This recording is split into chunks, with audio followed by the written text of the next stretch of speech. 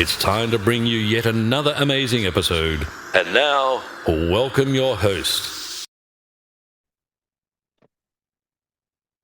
Happy to have you on the show once again. This is Omobola Stephen, the host of Life Well Lived by Omobola Stephen. On Life Well Lived by Omobola Stephen, we like to explore topics and subjects which are related to personal development and self-improvement. Now, the focus and the mission of the podcast really is for us to begin to embrace personal development and for us to appreciate what truly personal development and self-improvement is. Because really, when we embrace this personal development and self-improvement, we become a truer version of ourselves. Now, really, it's a whole new dimension or a whole new meaning to life when we are intentional about improving on ourselves, not just personally also, but also spiritually. The focus really is for us to steer the minds of our audience positively with life transforming insights from professionals and experts who have been there and done that.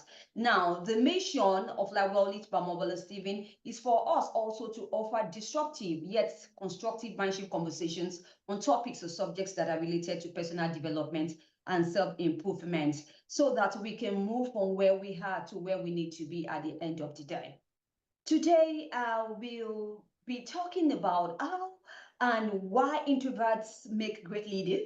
And I can see that it's a really great, interesting topic for discussion and a great niche for my podcast guest on today's show, who is named Stacey Chazin.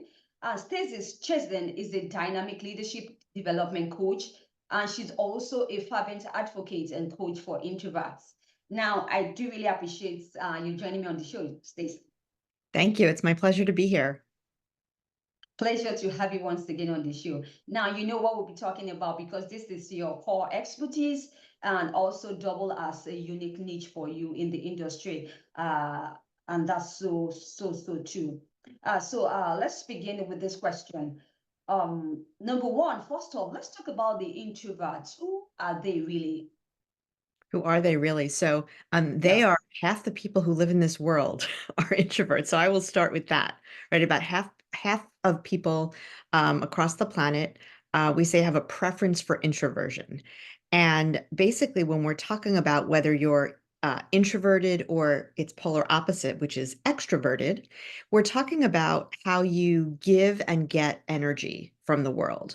So people who are introverted tend to be fueled by having time alone, engaging with people in a one-on-one situation or in a small group. They're fueled by having time to think deeply about subjects and ideas, and take in information in ways and over time periods where they can process internally before talking to the rest of the world about it. In contrast, someone who is extroverted, they get their energy from the world. So we say that they're fueled by being in larger groups of people. When they're trying to come up with a solution to a problem, they're going to think out loud, so to speak, right? They talk through their ideas. They get that energy, and they're working at their best when they get to interact with other people, with a lot of people and in large groups of people, very different from introverts. So that's the basic of what an introvert is. All right, beautifully crafted. And now we will be focusing on the workplace generally as we talk about the introvertish personality. Now, do you think that being an introvert can actually affect career progressions? 1,000,000%. Yes. Mhm. And I say this for a few reasons.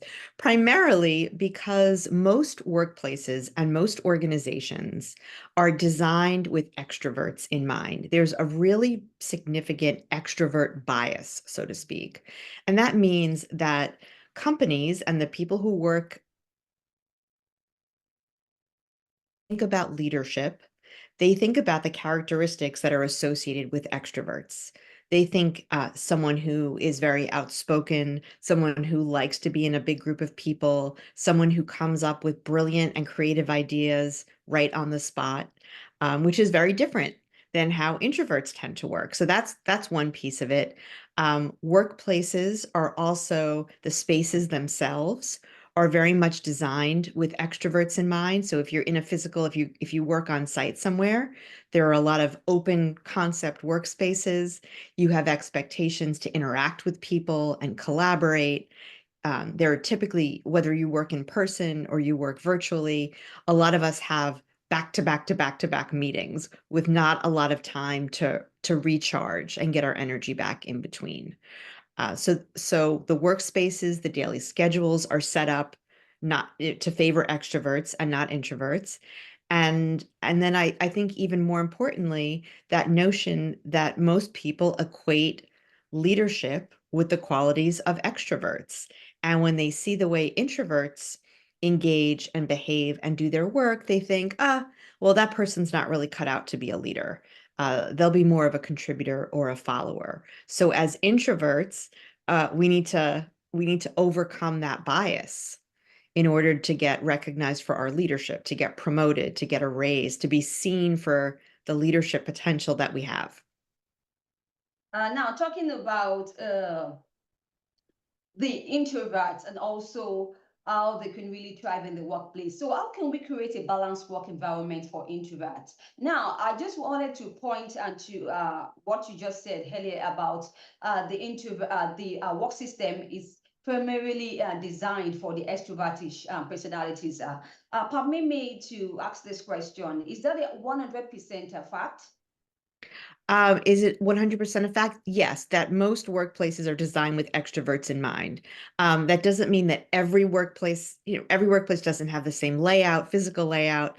Some workplaces, in terms of the back-to-back meetings, I know there are some organizations that have a policy or a practice where they'll say instead of scheduling 60-minute meetings, we're going to just schedule 50-minute meetings so that people have a 10-minute break in between and they can recharge.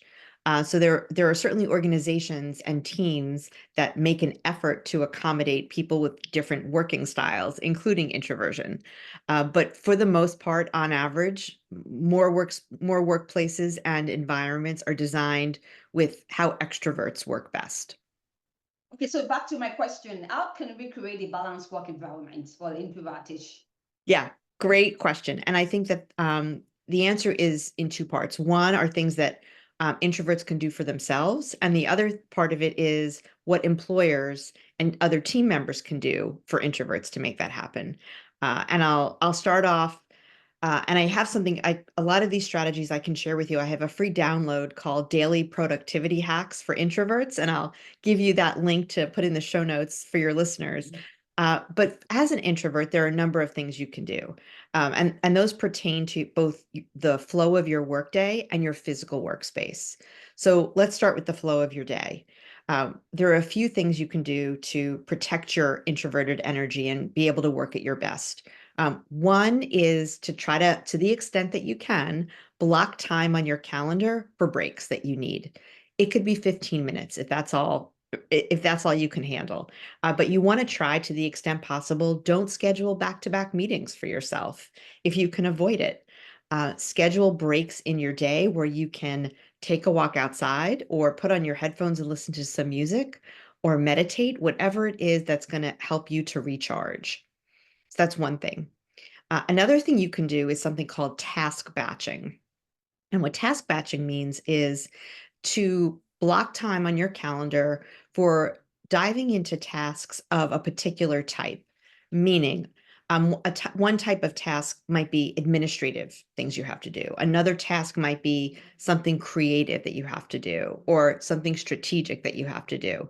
Think about the time of day that you're at your sharpest, let's say, where you need your creative juices or you need your best thinking, and try to block time where you're going to do those things at that time of day.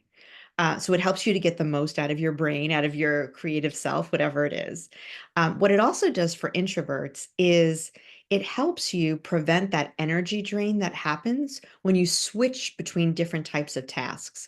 So when you go from doing something strategic to something administrative to something creative, it takes a bit of a toll on your energy.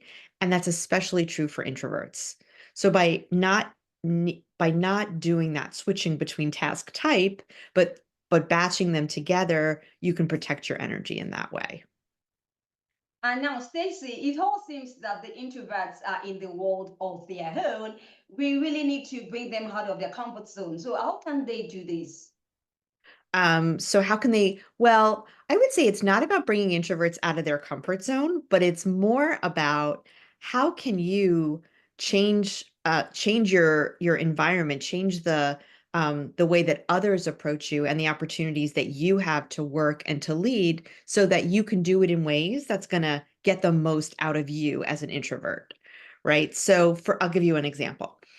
Let's say you're at a meeting, a workplace meeting. And typically the expectation is, let's say that the meeting leader says, we have this problem we need to solve. And I'm simplifying this a bit. Who has an idea? And it's the extroverts who are typically going to come up with the ideas right away because they like to think out loud.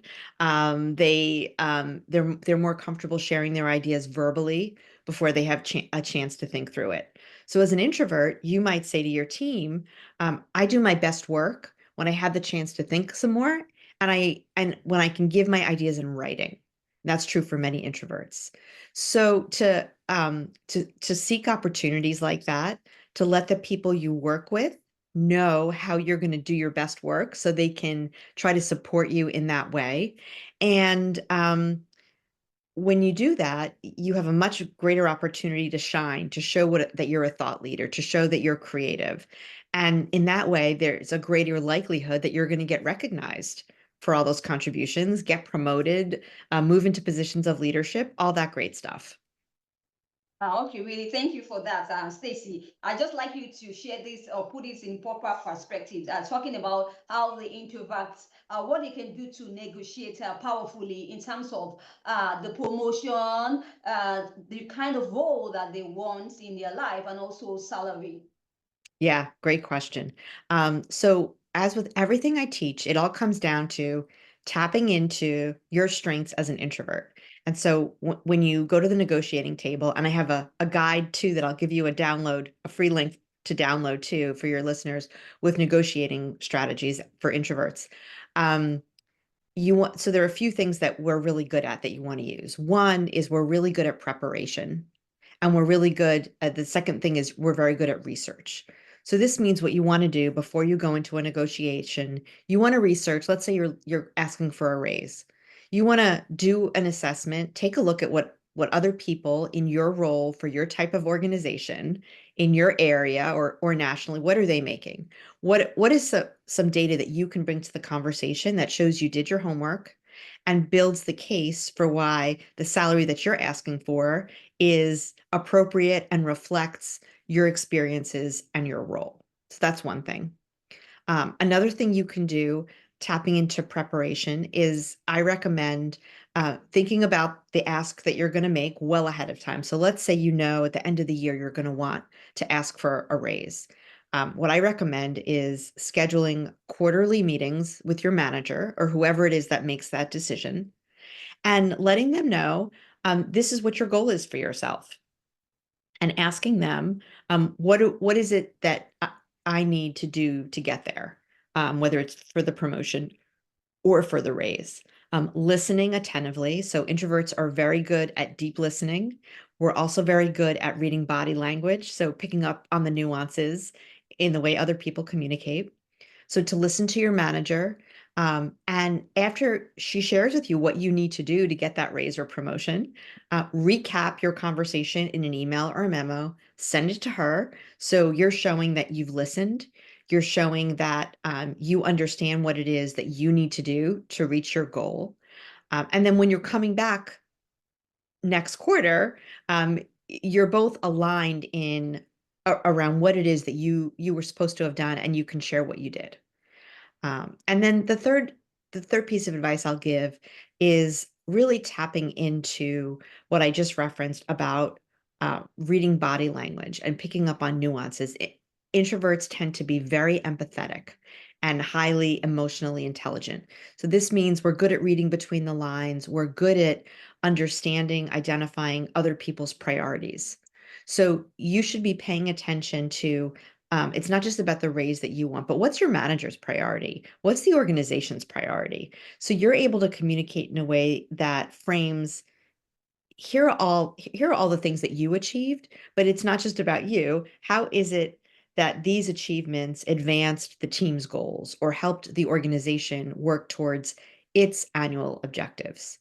So you want to be tying what your ask is and your achievements to the broader good, so to speak, the broader good of the organization, where they're all going.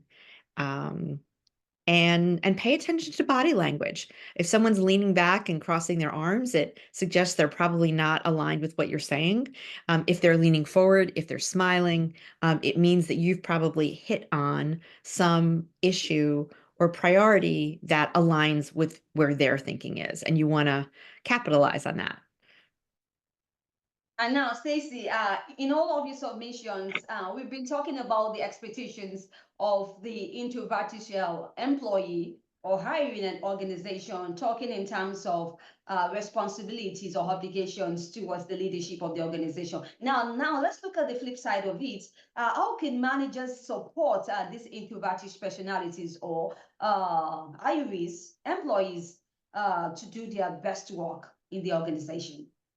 Yeah, that's great. And I love talking about this when I not only when I coach people, I work with through my organization, my company is called I Factor Leadership. So when I'm having my I Factor leadership conversations, it's not just about what can you do to work within the current structure, but what are some ways that you as introverts can make your manager know what you need? And that helps your manager and your team members set up supports and structures that are going to help you to shine. So when we think about what can you do as a manager, and this is really true for whether you have introverted employees or extroverted employees, you want to give your employees opportunities to contribute and participate in ways that align with the best of who they are. So as a manager, let's say you're working with someone for the first time, you might say to them, you might sit down in a one-on-one conversation and say, tell me what you need to succeed. How do you do your best work? Under what circumstances do you do your best work? And as the employee, as the introvert, you might say, I need a mix of collaboration time and individual work time.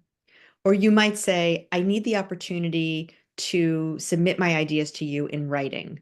That's how you're going to get the best out of me. So as a manager, you really want to be attuned to when your employees are doing their best work, like what's happening, what's the forum, and not just paying attention to it, but asking them directly, saying, what do you need from me as your manager?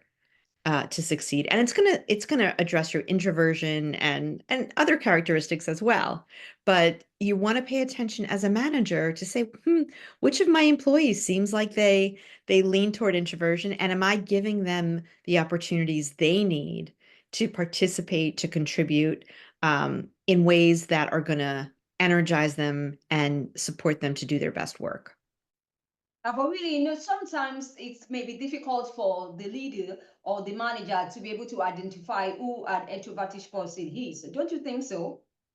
It can be. So one thing you can do is think about the characteristics associated with introversion. So if you're seeing, you really have to pay attention. It's not something that's necessarily very obvious. Sometimes it will be, right? If you see that you have an employee who tends to eat lunch alone, or you're seeing that when she gives you something and her ideas in writing, they seem to be a lot stronger and a lot more well thought out than when she speaks up in a meeting.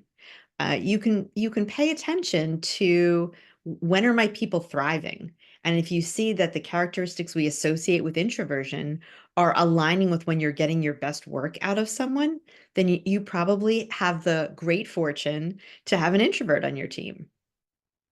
And now, quickly, tell me how and why do introverts make great leaders? And what kind of characteristics can we find or are most aligned with leadership? That's my favorite question. So Hmm. there's a whole bunch of them. One, and I've referred to a few of these in today's conversation, but I will call all of them out for you. One is we tend to be really good at deep listening. We're excellent at listening intently, which allows us to process information and understand information before we go ahead and respond. So as a result, we're able to make better informed decisions, and it also helps us to build more meaningful relationships with the people we work with. The second thing is we're good at reflective thinking. So this means we can think deeply about issues, but in a way that's going to let us come up with innovative solutions. And it's also going to set us up for strategic planning and problem solving, which are both critical for leaders. Another great one is that we tend to have a calm demeanor. And this is especially important when you're in a period or a meeting where there's a lot of conflict or you're going through a turbulent time as an organization. So you're able to diffuse the tension.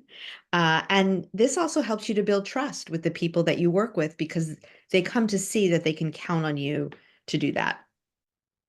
We talked about empathy a little bit. We're really good at understanding other people's emotions. So this makes it easier for us to lead teams with compassion, with understanding, and really to foster a supportive work environment. And then the last thing I'll mention is written communication. We tend to express our ideas really well in writing, which lets us craft impactful, effective messages. So this can be inspiring. It provides clarity to the people who we work with, and it positions us as true strategic thinkers. Great. And Stacey, you're talking about your free guide, Daily Productivity Hacks for Introverts. Can you just share a bit about that to the audience? Yep. So that guide is going to give you suggestions for setting up your workspace, scheduling your workday using some of the strategies I mentioned earlier. And the whole idea of it is how can you set up your workspace and set up your workday in ways that are going to maximize your energy, or put differently, in ways that are going to minimize how your energy is drained. And that's going to let you do your best work, show up as your best self, and really demonstrate to the people you work with, including the people who make decisions about raises and promotions, that you are a leader, and that you are someone they can count on, and you're worthy of the recognition that you know you are. And now, Stacey, my audience are just looking forward to any projects that you have in the pipeline, any important information you think is going to be super beneficial to them at this time. Now, you can share that if you have any.